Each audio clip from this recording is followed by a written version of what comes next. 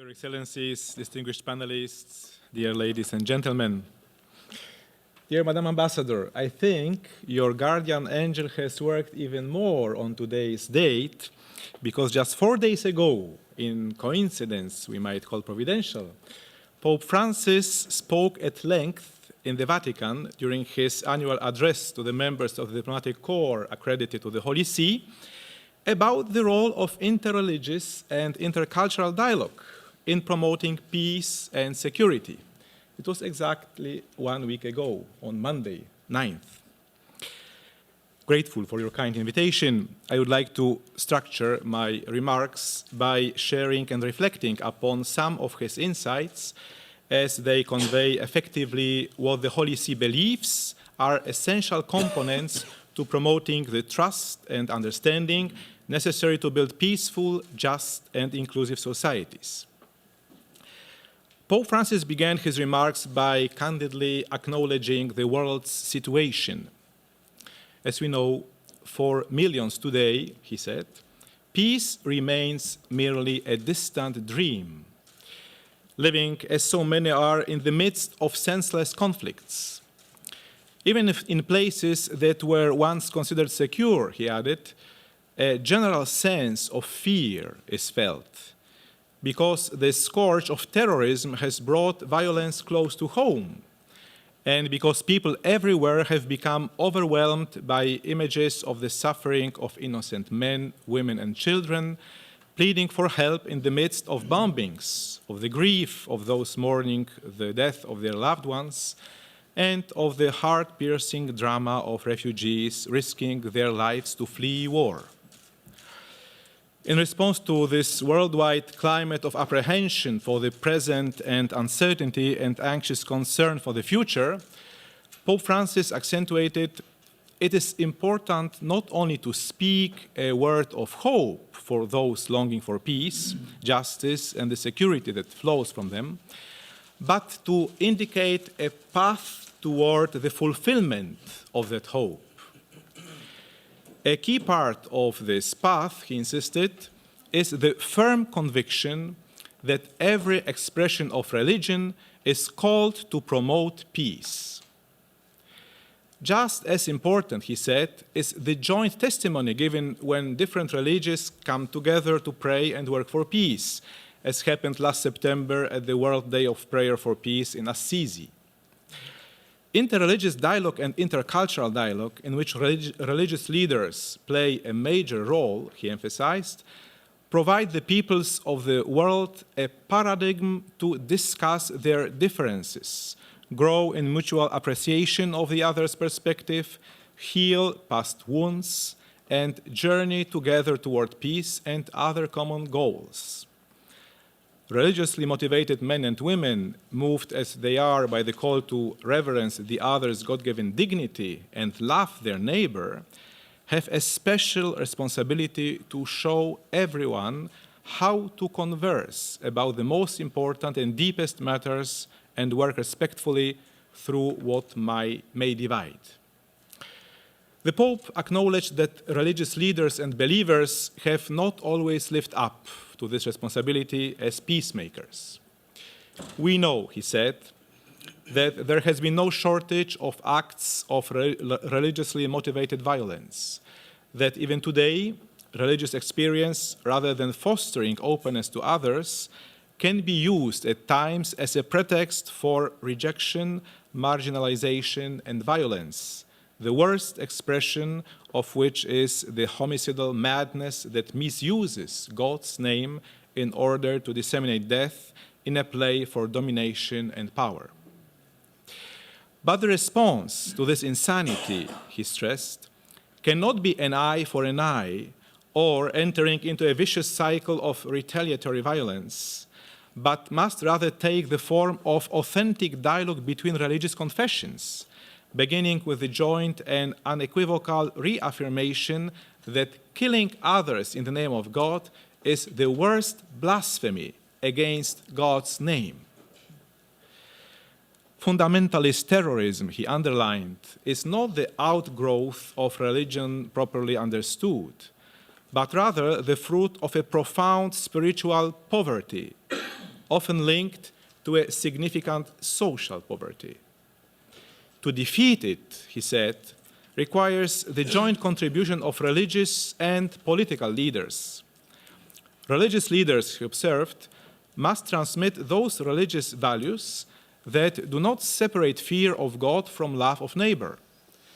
Political leaders, he added, are charged with guaranteeing in the public forum the right to religious freedom, while acknowledging religion's positive and constructive contribution to the building of a civil society that sees no opposition between social belonging, sanctioned by the principle of citizenship, and the spiritual dimension of life.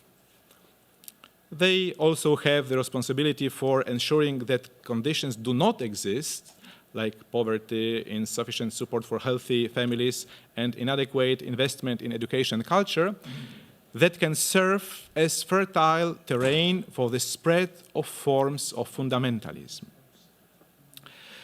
Pope Francis finished by mentioning several conditions for peace and the security that fosters and flows from peace.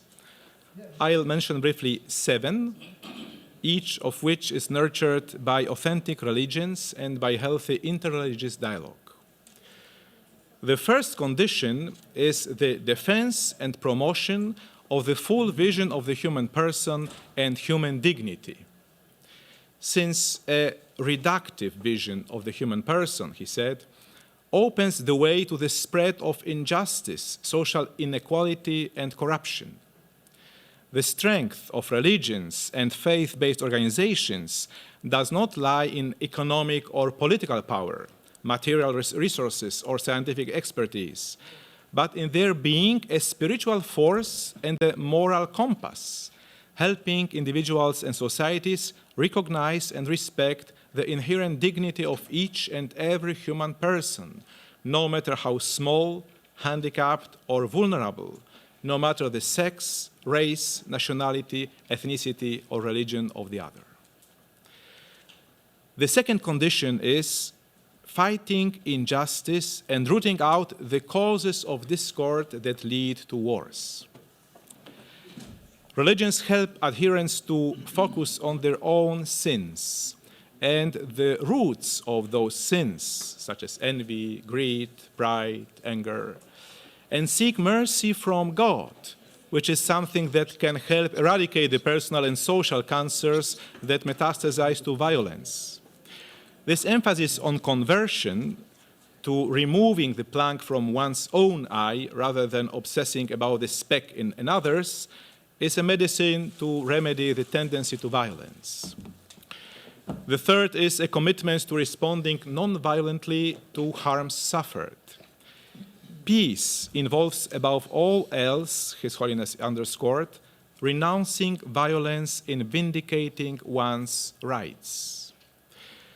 Pope Francis dedicated his message for the 2017 World Day of Peace at the beginning of this month to non-violence as a style of politics for peace. Religions train people to leave vengeance to the justice of God, who will right wrongs, bring good of evil, and have the last word. They form people to use the arms of prayer to respond to suffering rather than resorting to weapons and violence. They help people to respect the rule of law and respect the dignity of others, even and especially when their own rights and dignity were not affirmed. This leads to the fourth condition, which is the culture and practice of forgiveness. Something Pope Francis said heals and rebuilds human relations from their foundations. Forgiveness is not opposed to justice, he stressed, but rather is its fulfillment, because at the same time as it categorically condemns evil as evil, it leads to the profound healing of the wounds that fester in human hearts. Some of the world's most intractable conflicts involve parties trying to settle scores from injustices that occurred decades or even centuries ago. Peace involves the courageous choice of forgiveness, the heroic decision not to allow the wounds of the past to bleed into the present and future. The fifth condition Pope Francis mentions is the common effort at education and social assistance, especially in areas of great poverty and in theaters of conflict.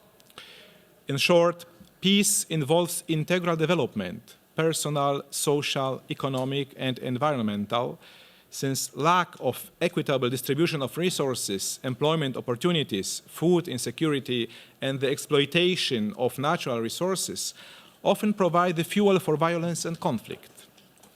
Religions and faith-based organizations have long been on the front lines of this humanitarian work, both giving the poor fish and teaching them how to fish, building hospitals and social assistance centers. They are also among the world's greatest educators, especially in those areas with no access otherwise to schooling. The importance of this work in forming the head and the heart cannot be overstated, since it gives people, especially the young, the ability critically to assess the destructive narratives and appeals of demagogues that engender extremism and violence, as well as the confidence to proclaim and live as citizens a different and constructive message. The sixth condition is the engagement and cooperation of each individual and society as a whole. Peace is not something achievable by diplomats, politicians, religious, and civil society leaders alone. The arduous task involves everyone, something obvious by how much a given individual can do to disrupt the cause of peace.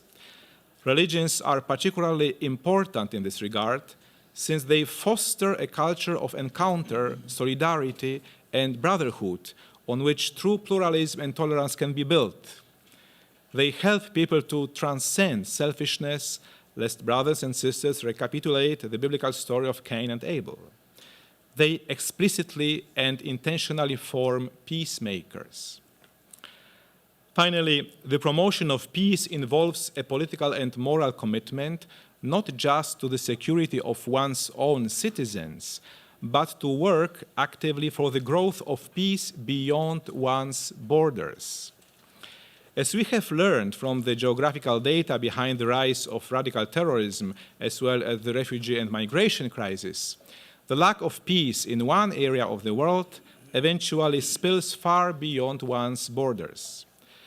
The very transnational nature of religious groups, not to mention the moral imperative to love one's neighbor within an increasingly interconnected worldwide neighborhood, fosters the type of mutually interested concern and solidarity that can help put out fires before the fire spreads regionally or worldwide. In his message for the World Day of Peace at the beginning of this new year, Pope Francis emphasized that peace is the only true direction of human progress.